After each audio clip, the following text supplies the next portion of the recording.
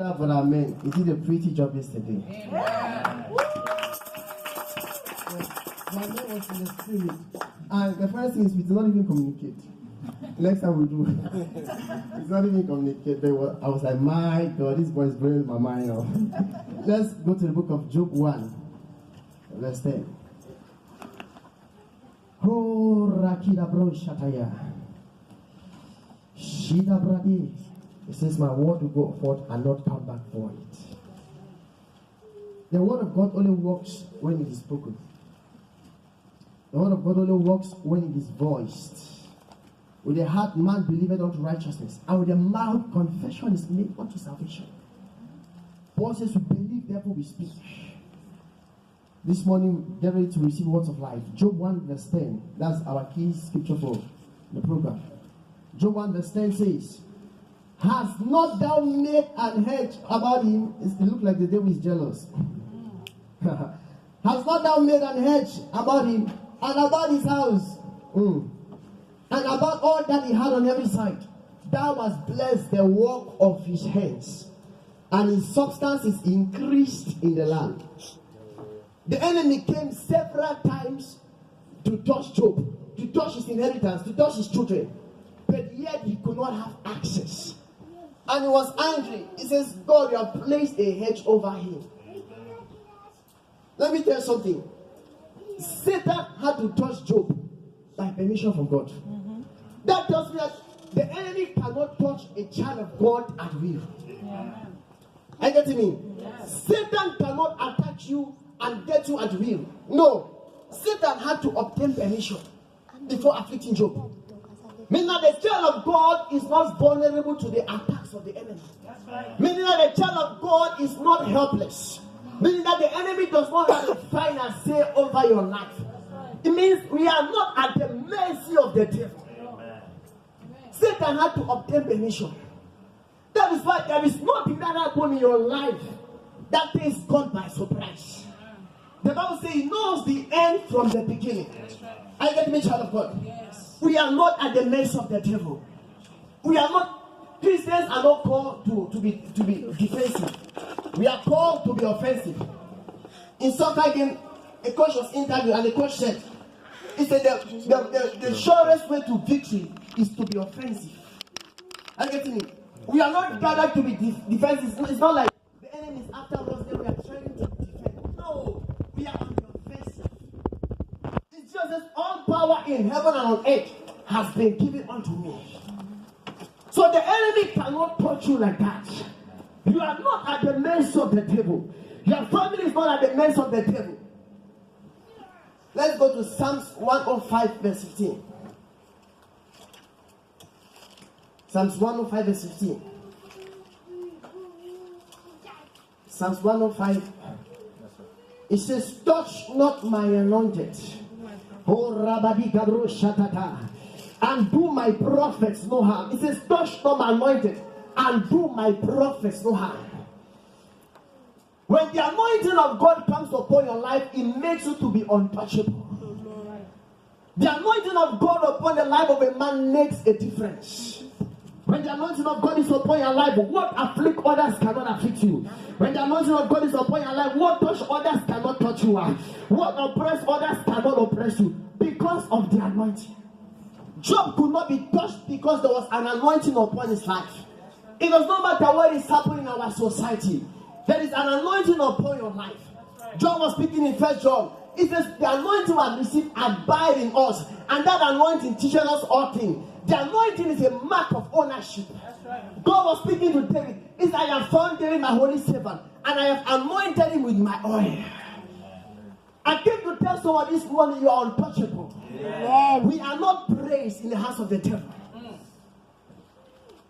The enemy cannot touch everybody. That's what God is going about like growing line, looking for somebody to devour.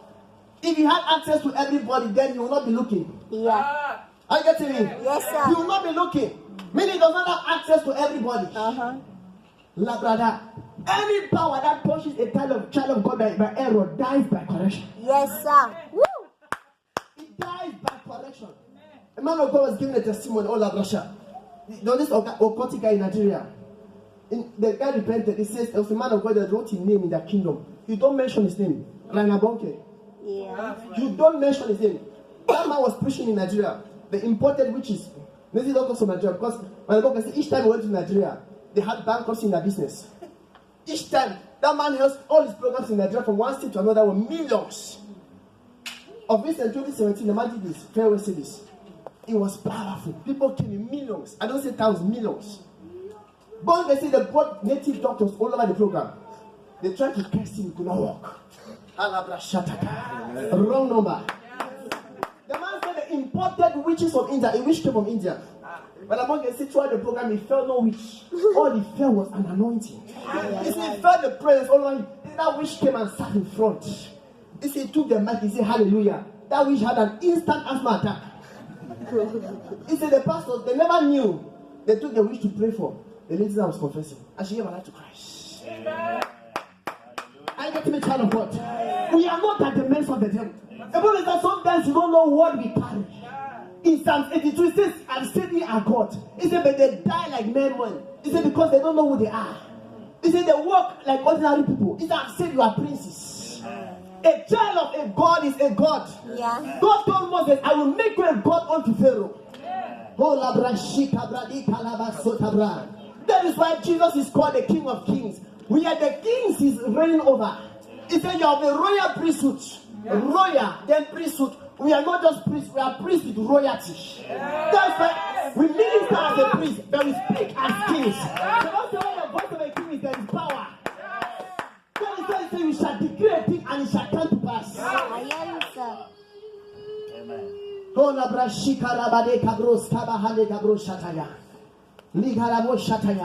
It's that give you authority to trample upon snake and scorpion.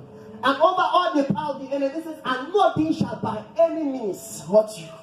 Nothing shall by any means hurt you. We are not at the mercy of the devil.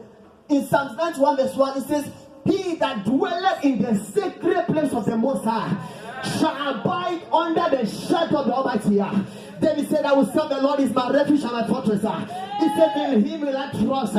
He said, the Lord is my shield. He says, truth is a buckler to me. He says, I will not be afraid of the noisome pestilence. He says, not the arrows that fly by day. He says, 1,000 shall fall by my side, 10,000 by my right hand. He says, it shall not touch me. We are not permitted to die like others. We are not permitted to go through what others go through.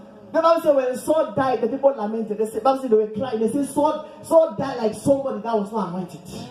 Meaning the anointing makes a difference. It says, touch not my anointed. It's a sovereign decree without any apology. Touch not my anointed.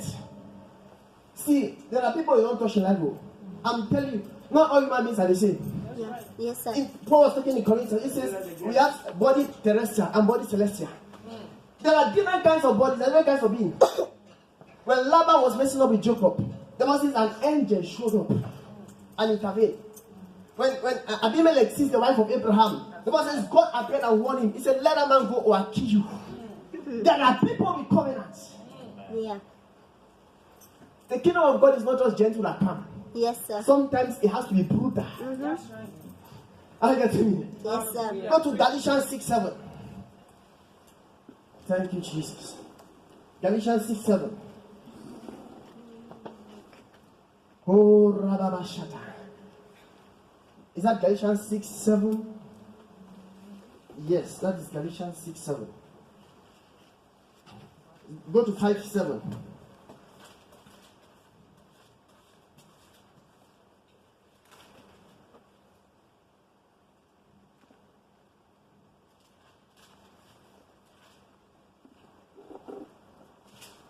We'll get the scripture later. But Paul says something. Paul says, it's a portion in Galatians. He says, I bear the marks of Christ in my body. He says, therefore, let no man trouble me. A portion in Galatians. I just mistake the scripture. He says, in my body I bear the marks of Christ. He says, therefore, let no man trouble me. How many people know that God is a troublemaker? Only a troublemaker will tell you to call upon me in the days of trouble. Are you getting me? Galatians 6:17 says, he said, from henceforth let no man trouble me, for I bear in my body the marks of the Lord Jesus Christ. There is a mark of ownership upon your life.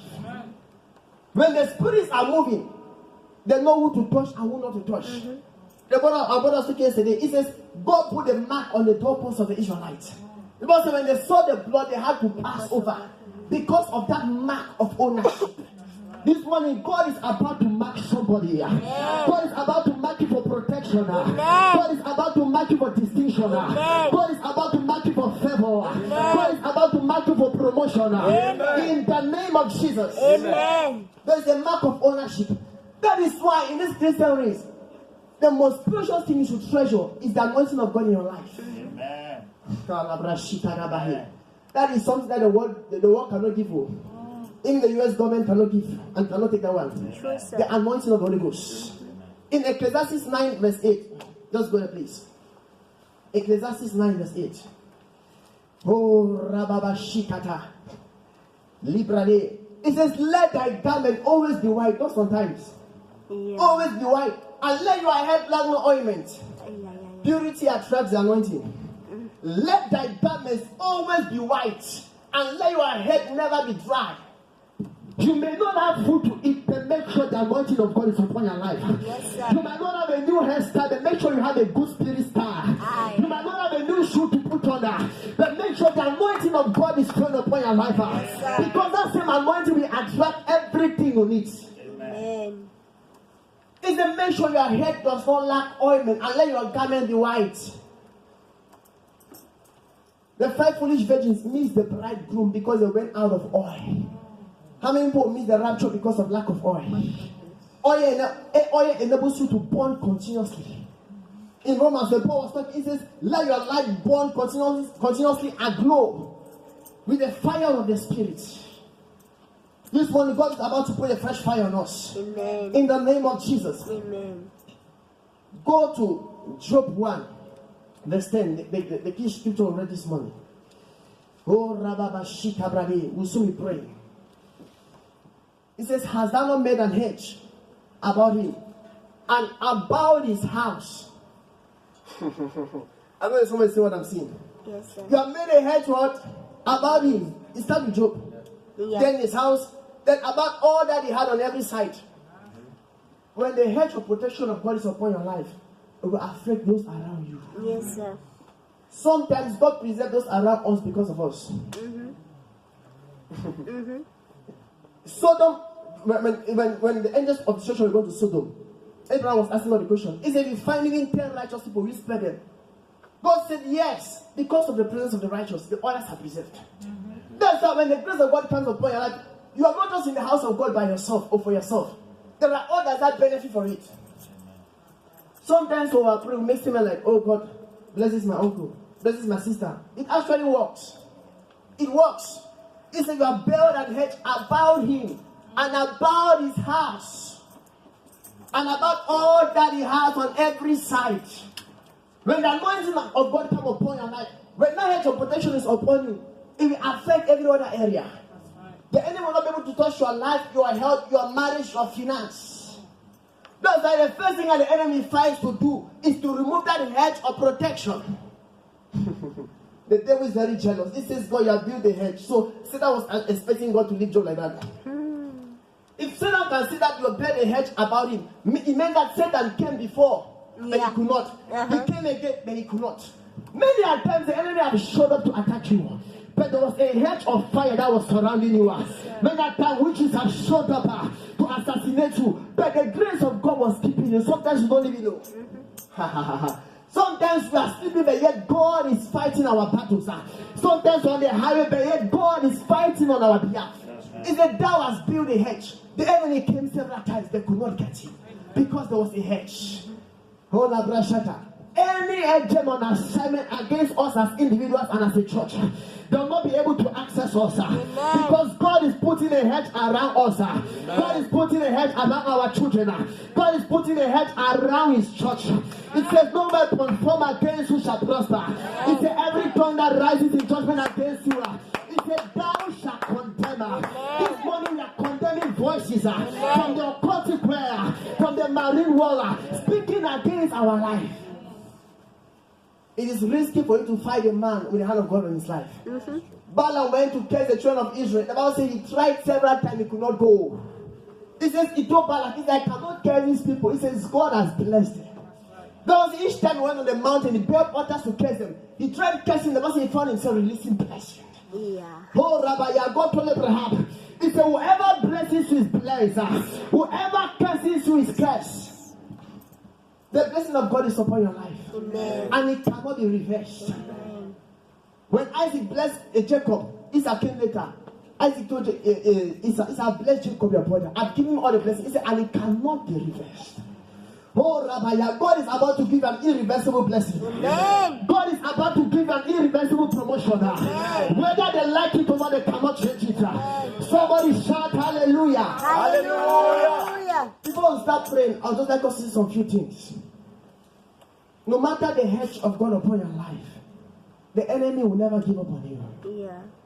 There is nobody on earth, no Christian, no matter your anointing, that the enemy has given up on you. The enemy will keep on trying. Keep on trying. That's one of the strength of demons. Demons are very stubborn and they are very persistent. If he comes and you overcome him, he goes.